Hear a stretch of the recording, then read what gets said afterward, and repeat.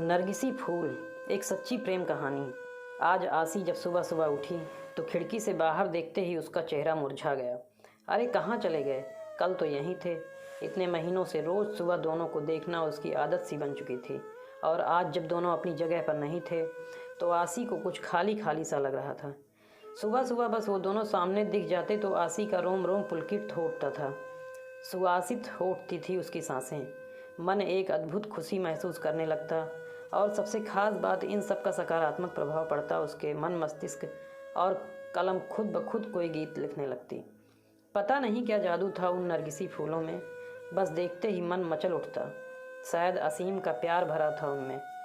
आखिर उसी ने तो आसी के जन्मदिन पर यह गमला उसे उपहार में दिया था, और फिर दोनों ने मिलकर उसमें नरगिसी फूलों का यह पौधा लगाया था। देखो ना आसी, तुम्हारे लिए एक काम सौंप कर जा रहा हूँ। कल ही मुझे कंपनी के एक प्रोजेक्ट के लिए दुबई निकलना पड़ रहा है। बस 6 महीने की ही तो बात है, फिर आते ही छठ मंगनी और पट ब्याह। बस तब तक मेरी यादों को इस पौधे में संजोती रहना। असीम को आसी को बातों में उलझाना बड़े से अच्छे से आता था। असीम बेशक चला गया था, लेकिन आसी हर रोज़ बड़े अरमानों से उस पौधे को सींचती रही। आसी की खुशी का उस वक्त ठिकाना नहीं था जब वह एक रोज़ सुबह उठी और उसने पौधे पर 2 फूल खिले हुए देखे, पीले रंग के। दोनों फूल बिल्कुल एक दूसरे से जुड़े हुए थे, आसी और असीम की तरह। आसी रोज़ उन फूलों को निहारती रहती और असीम को याद करती। आसी की रोज़ असीम से फ़ोन पर बात होती थी। भला 2 साल से चल रहा प्रेम दूरियों से कैसे कम हो सकता था? इसी प्रेम की शक्ति ने तो उसे क्या से क्या बना दिया था।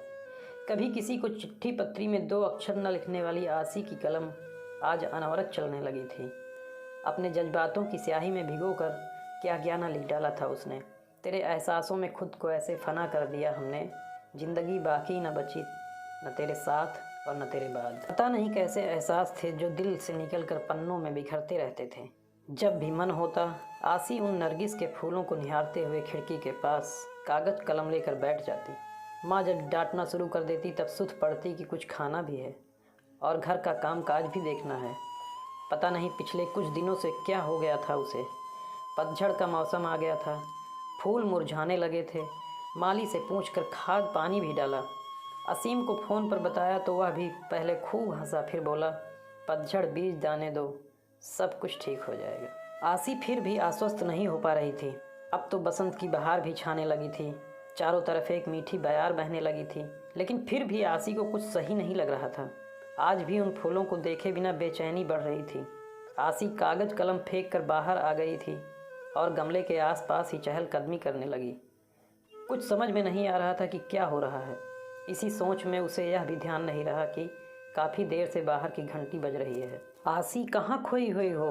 दरवाजे पर कब से घंटी बज रही है, ध्यान कहाँ है? माँ ने दरवाजे की ओर जाते हुए पूछा। इससे पहले कि आसी संभल पाती, दरवाजे पर असीम खड़ा था, मुस्कुराते हुए, हाथों में नरगिसी फूल लिए हुए।